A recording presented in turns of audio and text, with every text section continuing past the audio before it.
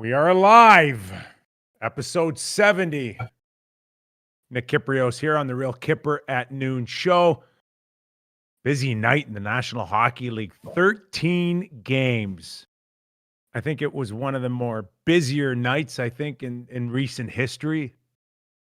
26 teams involved. A lot of storylines. 10 games, I think was my count, that had 1 goal differences last night. We'll get into all of that. We'll also get into the fact that I thought we put Doug Maclean on the IR. I really thought we were going to lose him for at least 2 weeks with an upper neck injury. So we didn't really want to reveal it, but it was the dentist. But lo and behold, one of the most miraculous comebacks in recent hockey history. Ladies and gentlemen, after 3 hours in a dentist chair, major surgery, I bring you Doug Maclean. Look pretty good, don't they? What is going on? Well, I had to do they had to do 10 teeth with gum surgery, and they think it may have happened when I was a kid. Well, not a kid, when I was 30 and got my wisdom teeth taken out, that I may have had some bone loss. So anyway, a lot of bone grafts, but you know what? I'm a tough son of a bitch. And painkillers. Could you have just brushed a little bit more regularly? You could have avoided all of this. As I said to my son the other day, make sure you floss. Well, we're happy you're here. Yes. Did you watch games last night? I went hard last night. I started at 7. Yes. And I went right through till 11, and then I picked up a couple this morning. Just watched some replays, the late game. So I had a big night last night. So for some of these, when you have dental surgery and you can't drink, you get to watch more hockey at night. Did the painkillers come in full force last night, or where were you on that meter?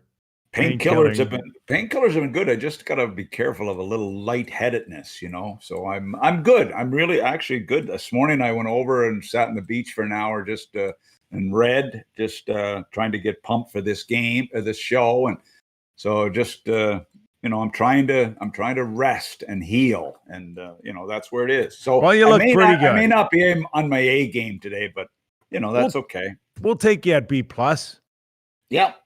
All right, we're good to go here. Okay, let's focus first and foremost. We'll talk about games and specifics, but I wanted to start today with the thumbnail, and Matthew Tkachuk is right there, and we gave it the title, the most hated man in hockey. And Mac, I got to tell you something. I think that's a pretty cool title to have. I really do, and we have known over the course of history that we've labeled guys into this bracket, but it's getting harder and harder all the time to find guys that are really hated.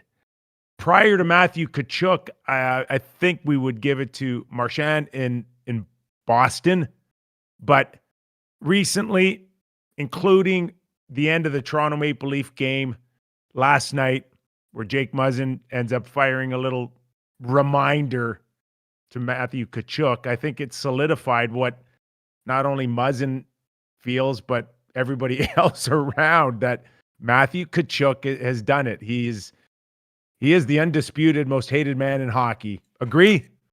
Oh yeah. Well, look, I remember when I number of years ago, I put Marchand up for MVP. I mean, I said he's in the top 5 with the way he's playing. I mean, it was so vicious. The messages I got, it was off the charts because of how many people hated this guy, yet he was playing such great hockey. Well, Matthew Tkachuk has come in as a unique situation. He's a high draft pick, one of the most sought after kids coming out of his junior career with the London Knights, a history of great, his dad in the NHL. And he has come in, but has he got a little Marchand? We know Marchand's skilled. This guy is big. He's strong. He's tough. He scores. And you know what? Quickly, he has become the most hated man in hockey, but the most valuable player with all due respect to Markstrom, the most valuable player on the Calgary Flames, and a player that every team in the league would love to have. And yeah, so let's not confuse the most hated man in hockey, which he is, to also a guy that wants to win as much as anybody. And I love the way this guy plays. Jack Campbell, that was a tougher situation. Muzzin the little flip last night. I don't blame Muzzin for that. I mean, he's buddies with Doughty, I'm sure they've had some conversations, maybe post-game. But look, I love it. I love Tkachuk. I love what he brings to the table. I would think, Mac, that it's kind of twofold in terms of his play speaks for itself time and time again, and we can go back to the first game out of the two against the Toronto Maple Leafs when he fell on Jack Campbell, and that kind of set that tone a little bit, although you would never known it in the first period. But his play warrants that title, but what also draws attention to it for me is the fact that we don't have that many guys with that attitude of a Marchand or Tkachuk, where they just are going to drag their teammates one way or another into this kind of fight. And we've cleansed the game to the point where I don't know if guys really see opportunities to want to be that type of player, or they feel it's unnecessary anymore, but it draws attention. Now, he got an unsportsmanlike conduct. It wouldn't surprise me at all if the league called him up or called up Muzzin and made a message out of shooting pucks as light as he did it.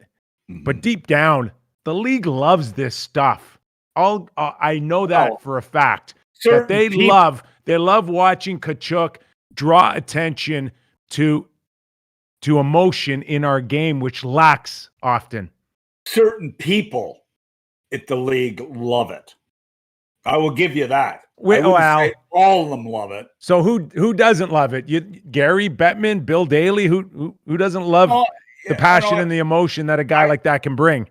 I think Gary would stay out of that conversation. He loves emotion, and whether people believe it or not, Gary Bettman loves the game. He does love the game. You have to love the game to put in the time and energy he puts into it and everything he does. But you know what?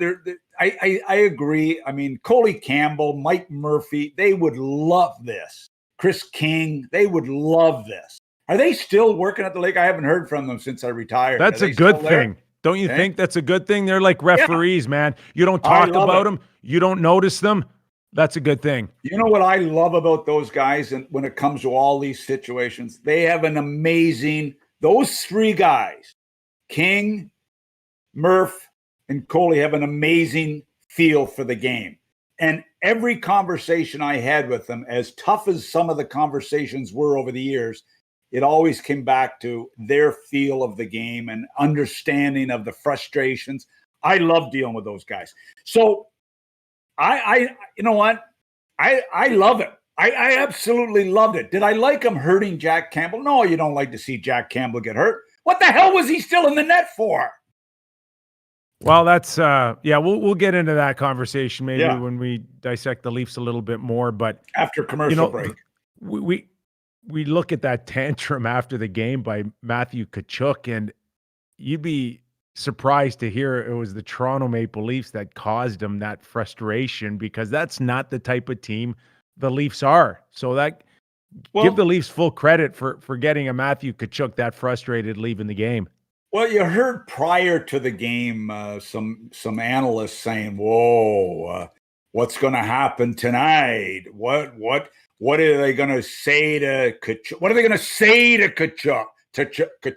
What are they going to do to him? What are they going to say to him? Well, you better not hit our goalie, or we'll hit your goalie." I mean, in the old days, you might have seen a little more reaction than we saw last night. But now it's, what are they going to say to Matthew Tkachuk in the warm-up? Stay away from my goalie or I'll hurt your goalie? Well, they certainly didn't need to say anything in the first period. If anybody needed painkillers last night, it wasn't you, Mac, from the dentist chair. No. It was Coach Tree Ward. Living and Ward watching that first period. How do you get beat by the Leafs, who we know they hate, Calgary, Toronto, whatever, and how do you not show up for the first period and get outshot, what was it, 10-1, and not even try? Like, I don't get that in it. And I know there's no fans. I know, they're but talking come like on. And then they come out in the second period and they outshoot them 18-5 or whatever it was. They were talking like they were tired. They've been at home this whole time. They're 3 games in, I think, 9 days. I'm like, how do you come out that flat, that uninterested in the first period? And you know what? You kind of wish Muzzin would have flipped the puck at Tkachuk in the first period. Maybe see a little fight and a little fire to get the Flames going. But look, I mean, look, we talk about Tkachuk so often. Ottawa are so lucky to have the younger brother because he's going to be a machine as well. Look, I've been watching this guy for a few years. I just absolutely love him more every time I watch him play, because he will pay a price to score. He'll do whatever it is. He's got emotion. He's pissed off when they lose. He's happy when they win. He's not fazed by superstars in the game challenging him. I think he's the most hated man in hockey. So what? Did we see enough so far to get a pretty good feel of where this North Division, this Canadian division's heading? Toronto, as advertised, Mac, can score goals.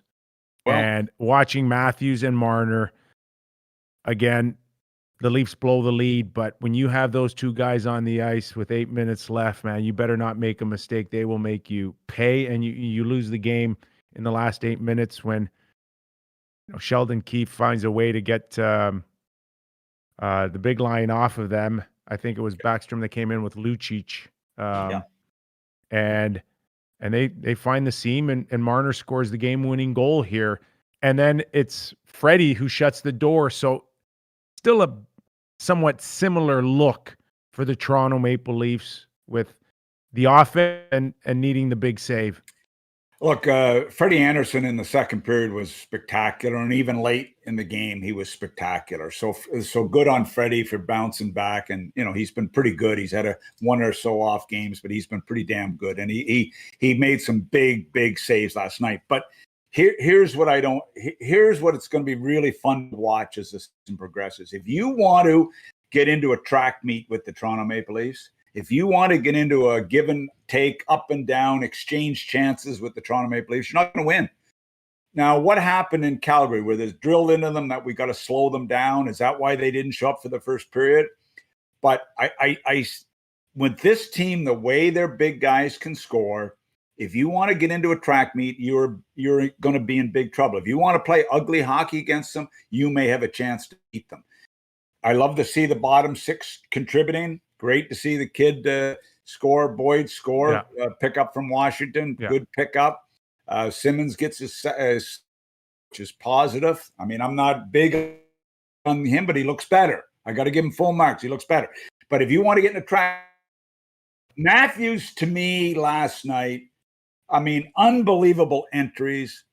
Fine. And then Marner and he connect unbelievable passes on a couple of plays. Matthews is such a horse, and Marner is a special guy to watch. They are defensively too, Mac. You do see growth in the Leafs game for no other reason. They seem to be a little bit more patient. I like when they do get pucks in deep. They can turn into a dump and chase team, and Hyman's one of the best at it in the league. Yeah. So I see maturity in their game somewhat, and the fact that they blew the lead and were patient enough to wait for their big boys shows signs of growth. So we watched, the last few years. How long have Marner and Matthews been in the league? 4 years? Yeah. So this is really, I know when Keith took over, he put them together a little bit. Matthews and Marner, to me, maybe the best 1-2 punch in the entire NHL as far as guys together. Now, that's with, Draisaitl and McDavid, 1-2 punch, but they're not on the same line. I mean, two guys on the same line. It's taken forever. How many times on Hockey Central at noon did we mention Matthews, Marner? Why wouldn't you try them together? Was it to appease Tavares? What was the reasoning behind that? And all of a sudden they're together now. And whether it's Thornton on their wing or Hyman, I happen to like Hyman there a lot better, but we'll see what Joe when he comes back. It was it was a fun little experiment. It was good, make Joe feel good. But you know what? We'll see. I just think they're the best 1-2 combination in the league right now. It did stem from Babcock and wanting depth right across the board. And there just seems to be more of an emphasis now on Matthews and Marner. And Marner now is nobody plays more.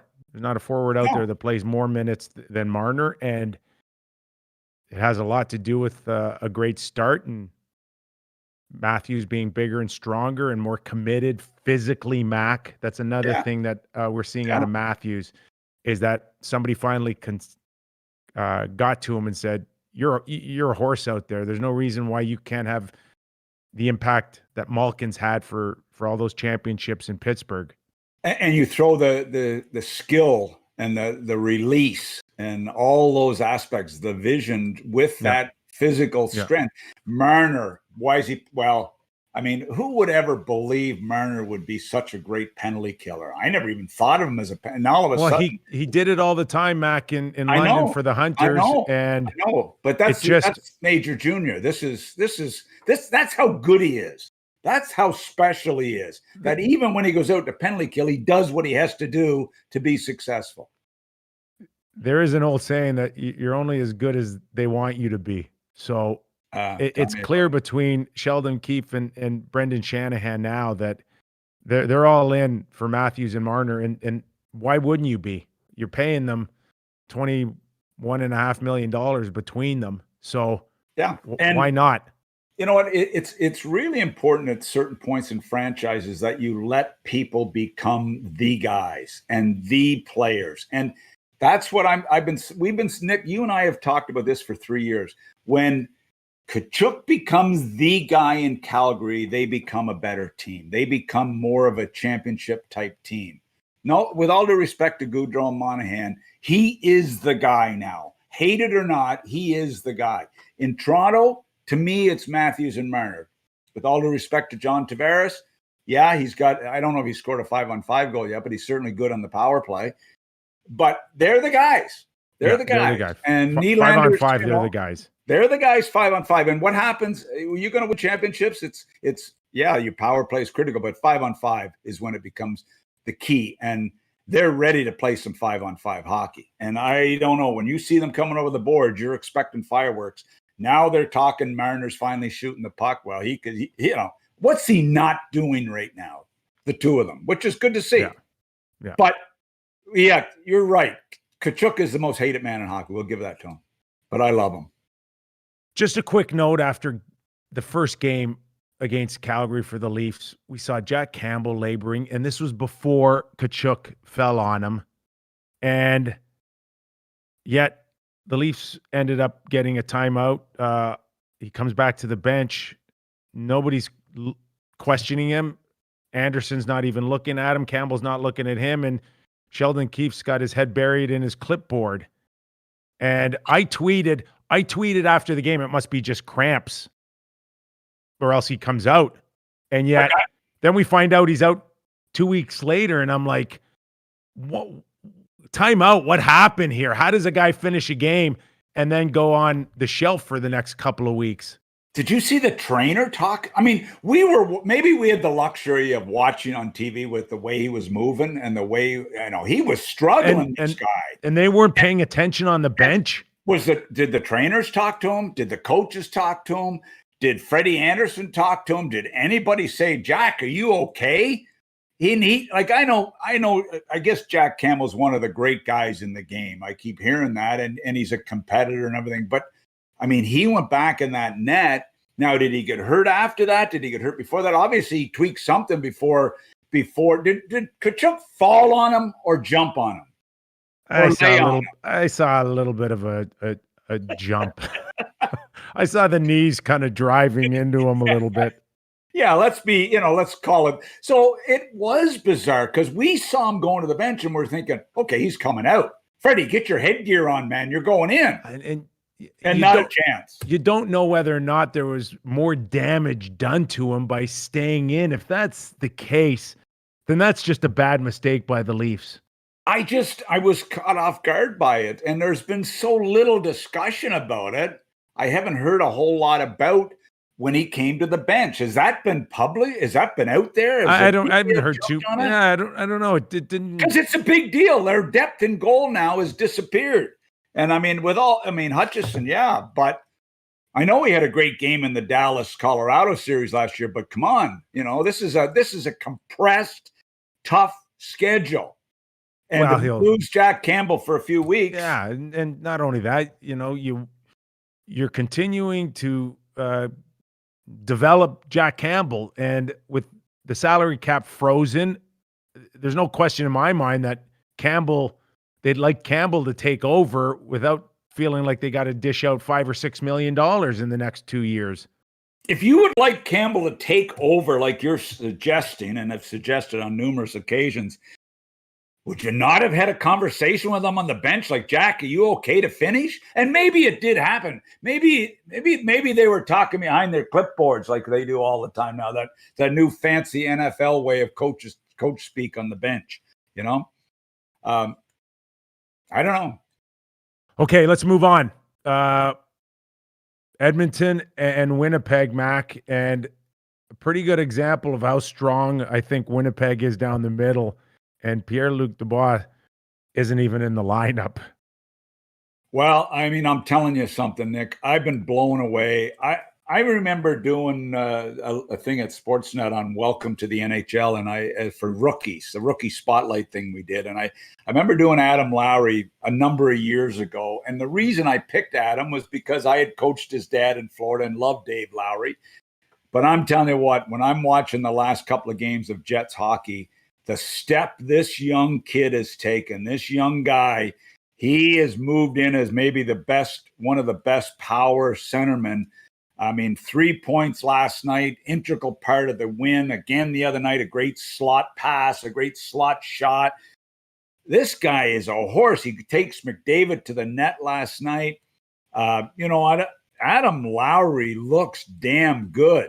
And all of a sudden you go Scheifele, Lowry, Dubois, you got to love that center ice. And he looks pretty good. And Father Dave on the bench, he's on the second power play now. He can move into the first power play. I just, you know what? Dubois may have trouble getting more ice time than this guy. Interesting, isn't it? I'm watching Stastny make great plays last night. And where is he once you've called up the names Scheifele, he's on the Dubois wing. And Lowry. And Stastny's on the wing. Might be to get him more minutes. But now, if in fact those are your four centermen, that's a tough task for Connor McDavid, for Draisaitl, for Matthews, Tavares, Danault, Suzuki, right? It's on. It's like coming out of that Canadian division now has a different look with Winnipeg's middle.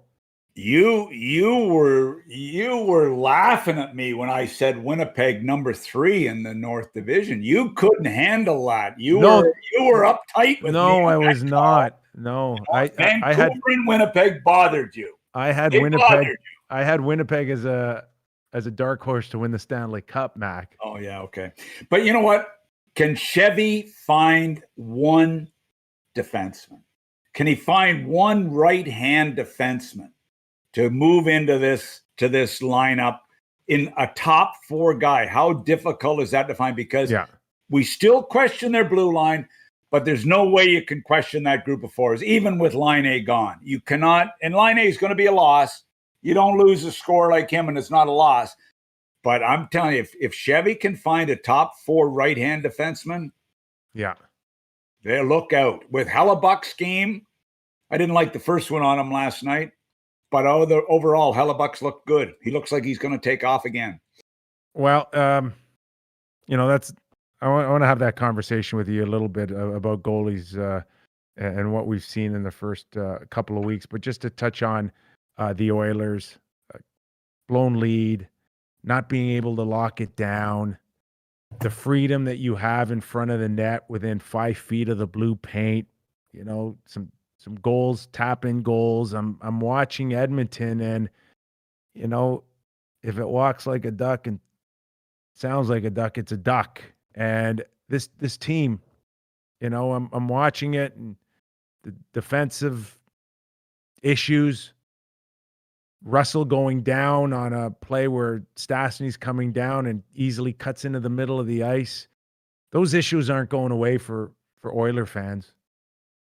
Well, and our favorite Edmonton writer, who can get as vicious as anybody when his team is losing because he's such a cheerleader, Mark Spector.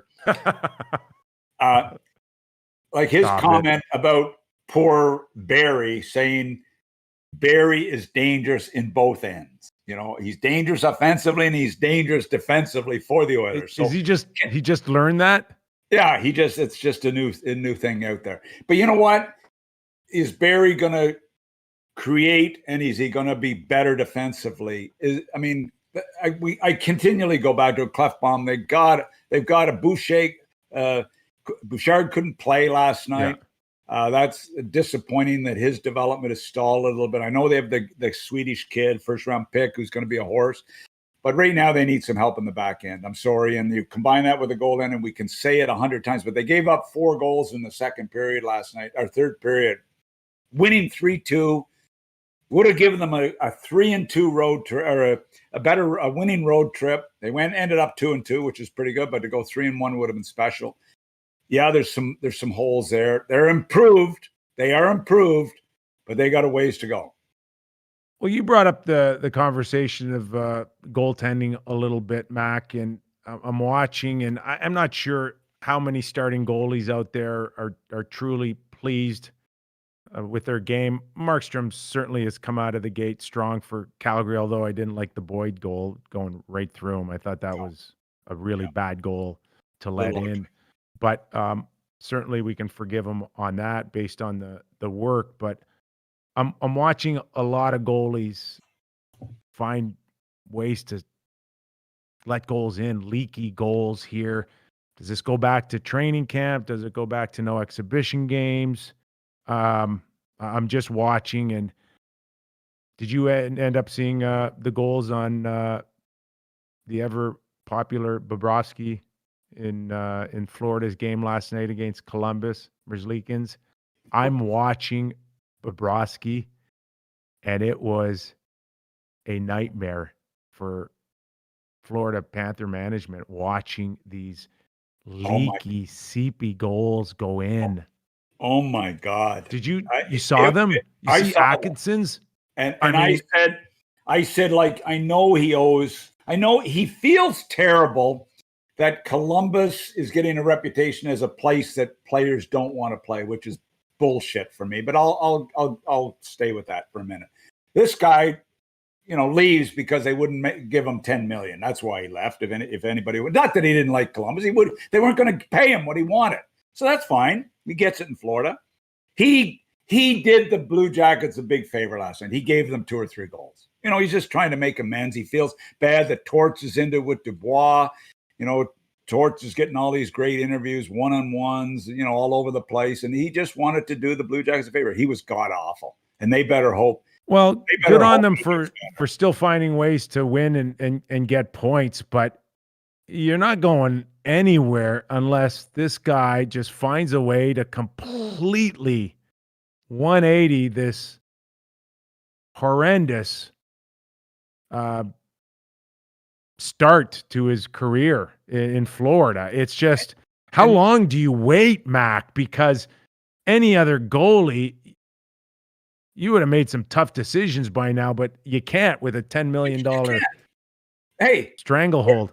Their organization's best best prospect is the goaltender with Team USA, Spencer Knight. He's their number one prospect.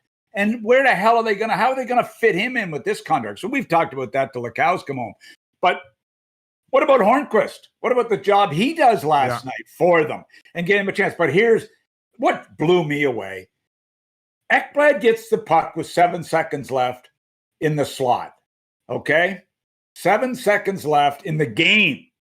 And nobody went to him. He had to have the puck in his stick for 10 seconds and nobody went near him. Finally, he said, okay, I might as well shoot it at the net. And Hornqvist gets the tying goal with 0.04 seconds left.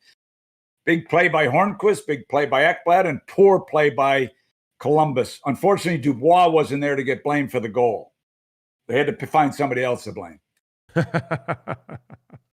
Anyway, you're right on Bobrovsky. I mean, he's got to get so much better. I mean, Quenneville must be pulling out his hair. Oh, and they don't just have a goalie coach in Florida now. They have a goalie academy there now to look after him. Luongo's part of the academy. Their goalie coaches. They got a goalie academy there to look after Bobrovsky. Like, are you kidding me? Oh my God Almighty! They can do everything except crawl into his head. What the hell is this goalie? Is it called an academy? I saw one guy's a director of goaltending. One guy's a goalie coach. That poor bastard. The goalie coach has got no power because he's a director of goaltending and a vice president of goaltending. Oh my God. Titles. They used to mean something. Can't spend it on the players anymore. You're capped right out, so you might as well try to spend it somewhere else, I guess. I love it. I love it. Okay. St. Louis and Vegas, Mac. Robin Lehner's not off to a great start here. More leaky goals. David Perron's goal was horrible. Again, it was Bobrovsky-like. And yet Pacioretty bails them out. They certainly found a way to, turn the game around late, down 4-2.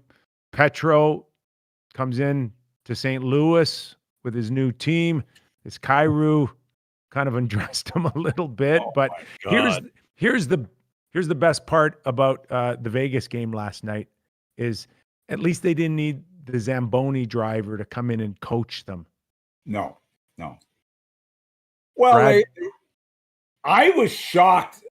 I mean, McCrimmon comes in. Yeah, Kelly McCrimmon. Yep. Kelly McCrimmon, who's had a lot of coaching experience in Brandon. There's no denying that. I mean, they asked Darren Millard first, and he was busy doing his new podcast, The Chirp. So he couldn't. By the way, it's on NHL.com and great on Darren. But Darren couldn't come in. If they needed a goalie, Darren would have come in. But they may need one yet. Yeah. Darren may get his chance. But Kelly comes in and coaches, and obviously because of COVID measures with his whole coaching staff, which is one of the first times we've heard it in the NHL. But look, it was a real emotional game. I can't imagine Doug Armstrong and Kelly McCrimmon and George McPhee in that game because of the animosity about Pietrangelo leaving, losing your captain. There was tampering inquiries. There was some people sniffing it out. It was a game that meant a lot to both franchises last night. You're right. Lehner stumbled again. I'm a guy that's cheered hard for Lehner over the years because of his challenges, but now all of a sudden I'm cheering for Fleury. So, Well, the first commitment has to be to Lehner for sure. And in a perfect world, Mac, I think we do know that they'd still like to move Fleury's contract out.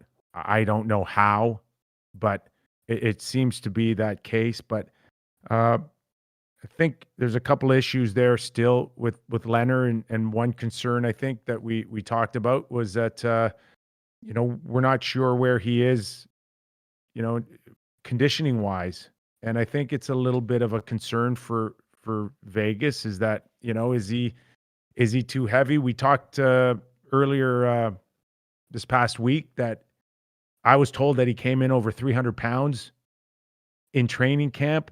The feeling might be that he's playing at 285, but I got a sense last night that, whether it's Perron or anyone else, they want to get this guy moving from post to post, and that's maybe a little bit of a weakness now, carrying so much weight.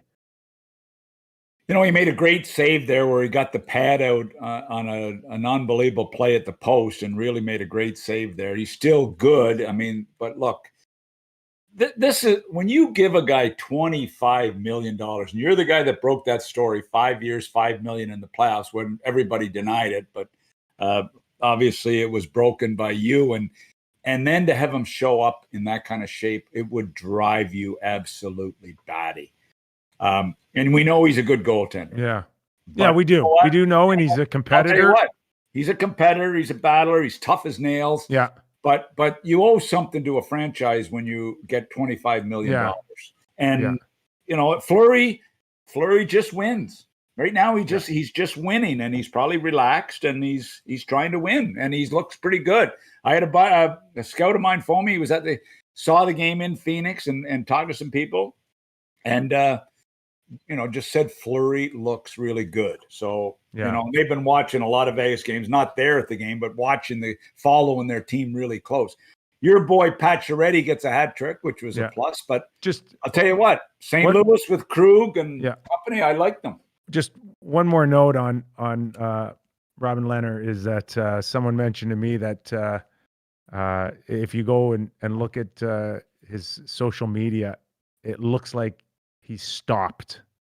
And someone suggested to me that maybe that was a suggestion from Vegas, that they don't want him on Instagram anymore. I guess he was involved with Evander Kane a little bit over that whole Kane being serious about wanting to box that. Oh, really? That influencer Logan, right? Yeah.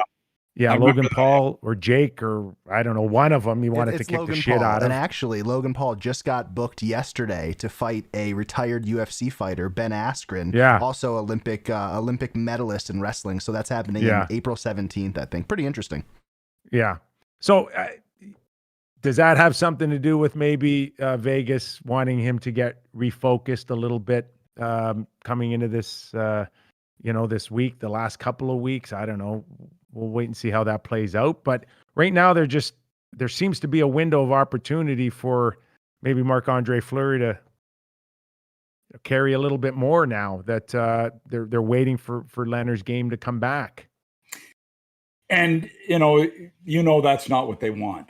They want Leonard. I mean, they made the decision. They made the commitment that Leonard's the guy, and the owner, put a little water on that. A little fuel on it, maybe more so, by saying he's our most popular player in the franchise history. He's our guy, So who knows? Who knows where it goes? But you're right. Fleury, they would like to move him, and right now, good on Fleury. He's a pro. He's a true pro. Well, speaking of moving, maybe that's inevitable for Dunn. A healthy scratch, Mac. We consider Dunn, through the Stanley Cup run as an up-and-comer, a guy that can carry the blue line in the near future for St. Louis. But I don't know whether or not it was his contract or what, or maybe they just don't value him as much as they thought they did. They saw some defensive lapses and now have kind of pushed him off on as a healthy scratch. I think it might be inevitable that this is a young player that's certainly going to be available if they can get their price. Well, I mean, is this a guy that Winnipeg Jets would have a chance to get? I mean, people like Dunn. People like him. So is he that sort of guy that they could fit in to a tough cap situation in Winnipeg? The price wouldn't be cheap. So if they're ready to move him, I've got to believe at what is he at? A little over $2 million, Nick? I think under Mac, he was one of those kids that thought probably, if you want to talk long term, he was looking like anyone else, any other young defenseman that could bridge probably a 3 or 4 year deal out of 6 years, fall in anywhere between 20 and 30 million. I think that was the original thought process, but not the case. Yeah, I mean, so it'll be interesting where he could, if in fact there's any truth to it, just because a guy's a healthy scratch, maybe it's a wake up call. With Bouwmeester gone and retired, and Krug in there, you would think there's still room for Dunn. You would really believe there is room for that player. So it'll be interesting to see what shakes out there. All right, we'll keep an eye on that scenario moving forward. Another story, Mac, that kind of got at least closure for the next little while is this whole Chayka thing. We had talked at great length throughout that process a month ago, and or at least during the bubble, right?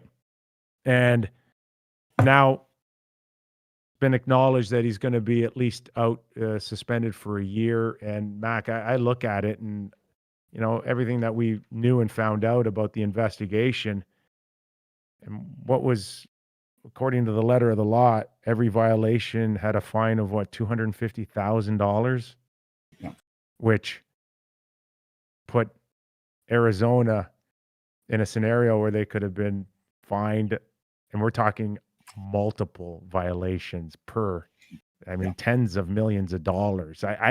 I think Arizona and Chayka got off scot-free here with just go away for a year. I mean, they lucked out on it. I mean, a lot of people, hockey people, were really upset about the whole issue with prospects and testing. I mean, it's really frustrating when you're out there in the field and you start hearing these things, and how you think you're not going to get caught is beyond me, or the arrogance of it is beyond me. But look, then he gets another job, a job that was too good to refuse, and who knows what really went on behind the scenes there. So anyway, Chayka can help his sister now with their analytics company, and I think he has a couple of Wendy's or something that he can spend some quality time with those companies. And then hopefully, you never want to hope a guy never gets another chance, but I wouldn't be using Gary Bettman as a reference if I was him. Well, and a lot of guys, trust me, Nick, a lot of guys get jobs because the owners talk to Gary and they talk to Bill, and whether people want to believe it or not, they're the two most important references you can have. In your experience, Mac, would you think that in a year or two, all can be forgiven and Chayka can get back in? I would assume if the New Jersey Devils still have an opportunity to hire him and they like him, like you said, it doesn't come without the stamp of approval from Gary's office. Well, that happens a lot. So, depending on the New Jersey ownership, and they've been in the professional sports with the 76ers, they've got a quality guy in Scotty Fitzgerald. They've got a good, solid guy in Lindy Ruff. Why they would go down that route. Now, apparently the job was to oversee basketball and hockey. But I mean, I don't know. I don't know. Some people get jobs and you just shake your head. Yeah. And, I don't wish the kid any bad luck. Yeah. Hopefully he gets his career back on track. Pretty good league-wide message, though. Big time. Don't mess around. Do not go behind backs, and certainly come clean when we ask you to, because Gary, I'm sure, in his office didn't appreciate the denials or not coming clean with the information, especially based on the investigation and the evidence that were against them.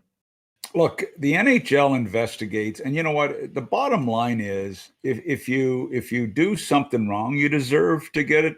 Especially, an egregious thing like this, you deserve to pay a price. And good on the league. And in my 20 some years of dealing with the league, whether we like it or we're mad at them or not, I have never found them to be unfair. They don't look at it like we're going to get you. We're going to get him. They don't look at it that way, in my opinion. So, you pay the price. Yeah.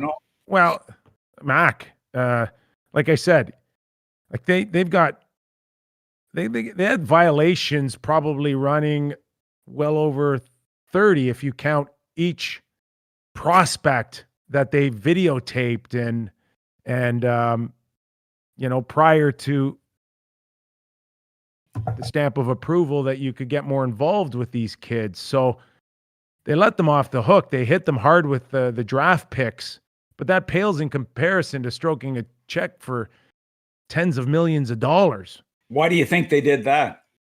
Well, Mac, the owner's already in trouble with all the casinos that he has. You can't get blood from a stone. Exactly. So, suspend the guy and let them off the hook financially. The owner just bought the team, for God's sake. You can't fine him tens of millions or any amount, in my opinion. I mean, he was good enough to buy this team. Like, those guys aren't hard to find. Seriously, how hard is it to find a guy that will stroke a check to buy the Arizona Coyotes? All right. Give where the else you guy want a to go? break. We had 13 games last night. I watched a little bit of the Boston and Pitt. Of course, Boston. Are you feeling better about your Bruins? Are you feeling better about your Bruins? I'm feeling better about my Bruins. I've got some issues right now with some coaching things that are going on, but I'll wait for the right time to address that. I mean, Cassidy's got a couple of situations he's got to wake up on, but I'm happy. I mean, they're doing it without Pasternak. I'll tell you what. You and I discussed this goaltender when he left camp, and we found out that it was a serious family situation.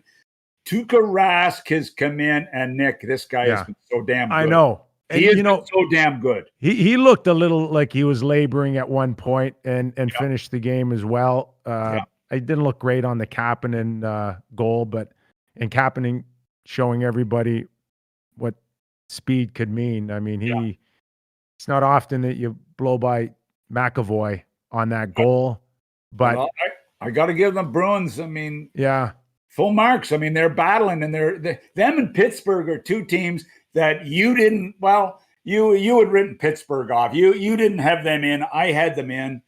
You know who's struggling at the end of the year, but you know who's struggling for them so far is Marino. Yes, he is. No points. I don't know. Did he end up? I don't think he had a point last night. Yeah, I just noticed some turnovers and. Yeah, he's struggling. 20-some points last year coming out of Harvard. It was a big year for him. He's a good young player, but he's got to be better. What was hilarious, Nick, was a 3-on-0 on a 3-on-3 play. Yeah. When you and Malkin and Letang are two of the three. Yeah. The third guy got lost on the way down. Wow. But a 2-on-0. But it started as a full-fledged blue line to goal 3-on-0. That was hilarious. I think there was a give and go with Marino and Crosby on Craig Smith's game-winning goal that ended up on the 2-0 rush. So maybe it's just Marino trying too much. If I'm not mistaken, he got a new contract. So there's the feel, Mac, of pushing harder and owing them more and all of that.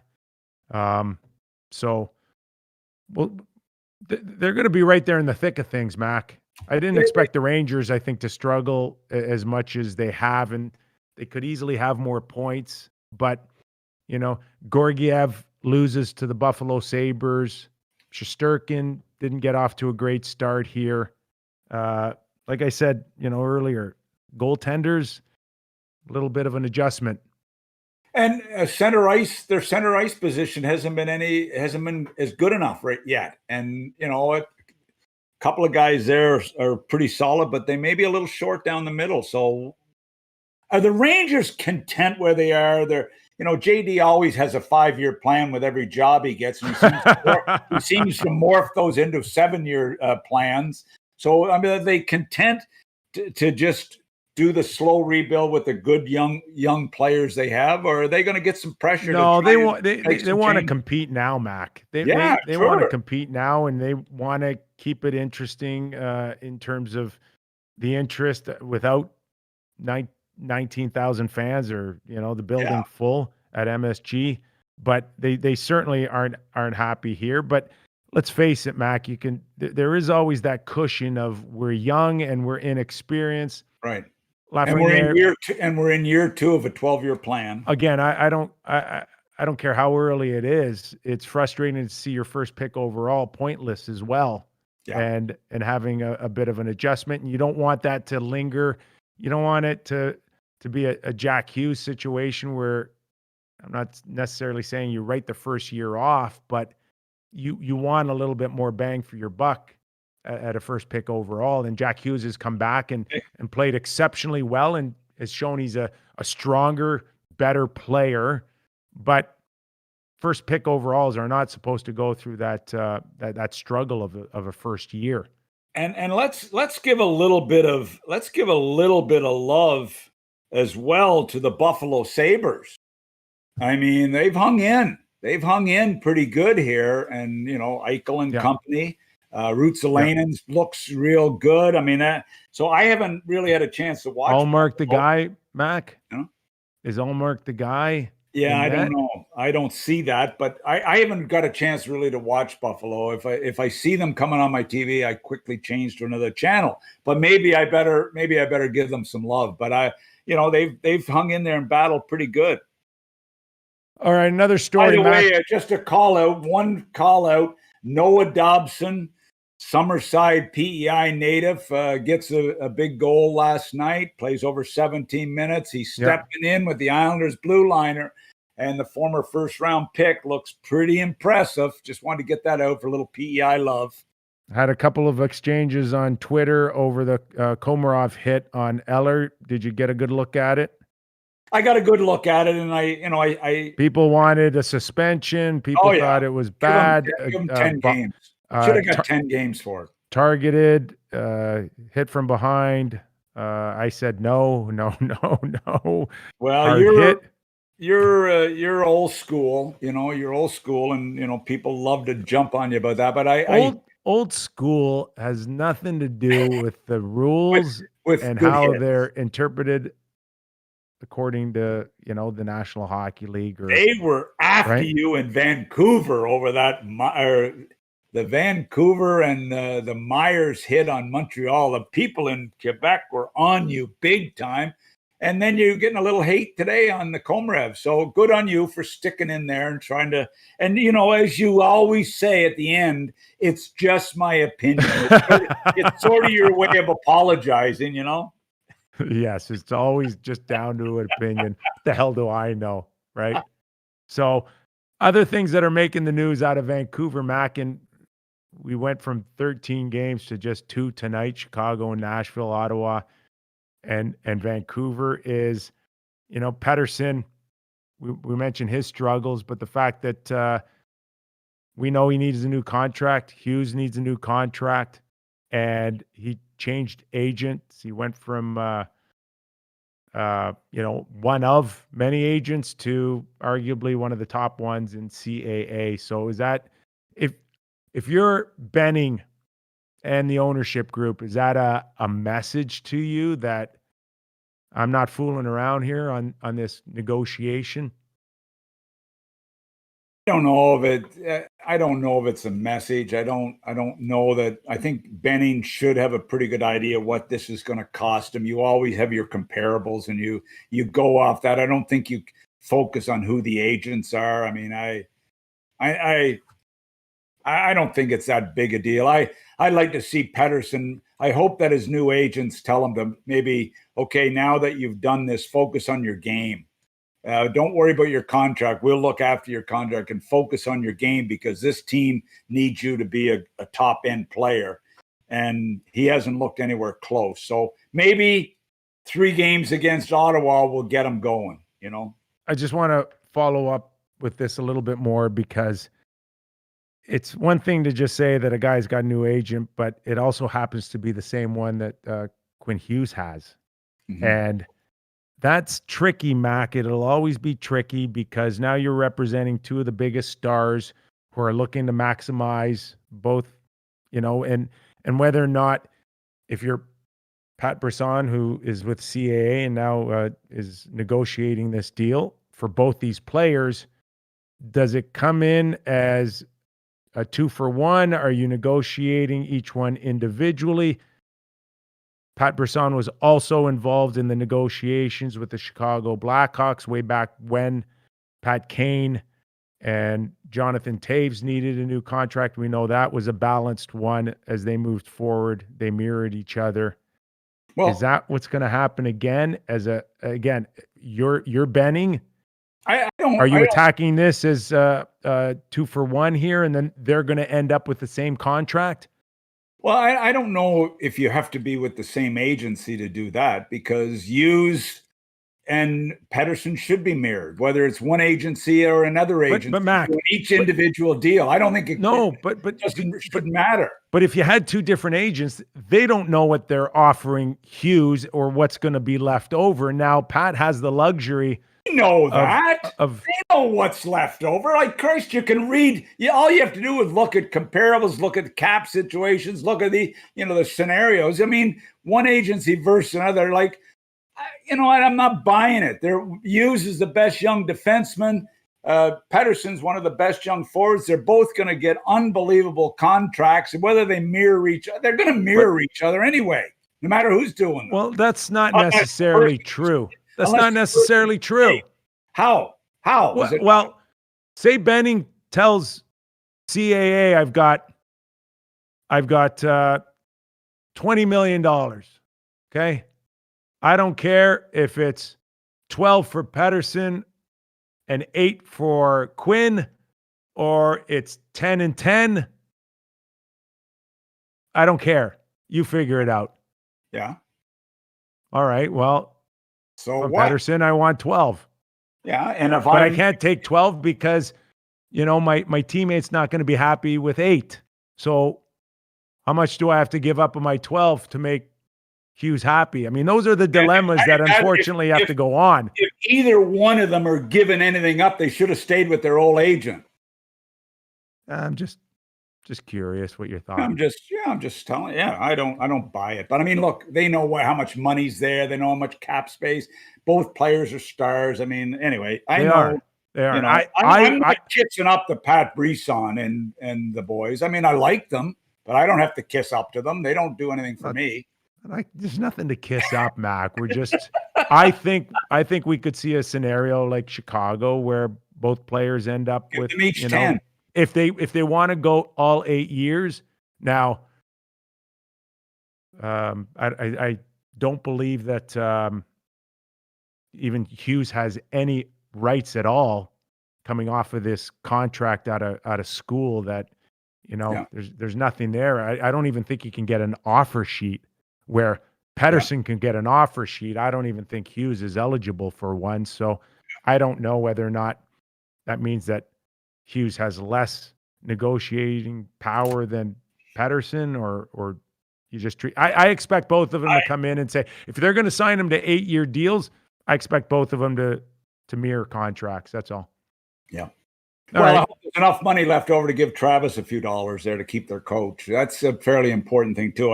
I saw somebody mentioning last night that there was, it's going to get done and all this, but I don't think they've even had. Well, I had heard they hadn't hardly talked, so we'll see what's going on.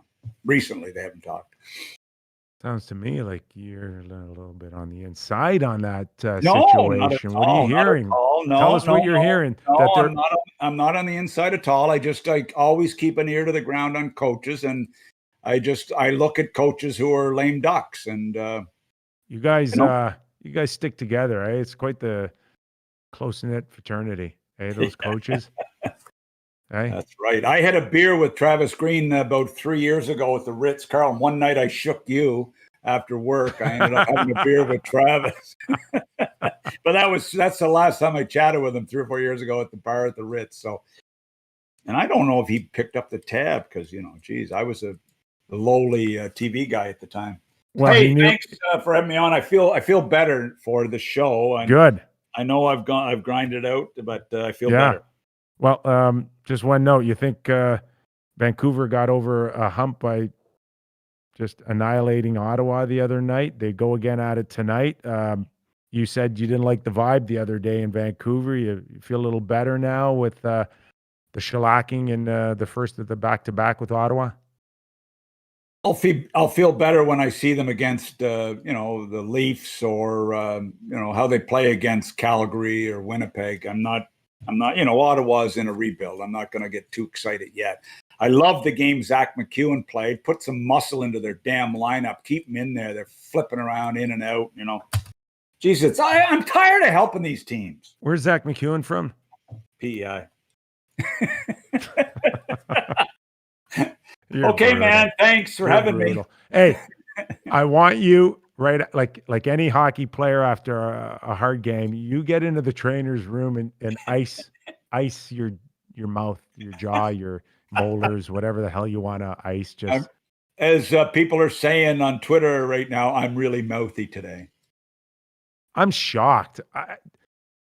They must have given you a couple of steroids because I thought you were even mouthier today. I think we got the nitrous oxide. I think he brought He's a on doggy bag something right now. Home, right? I want a urine test after the show.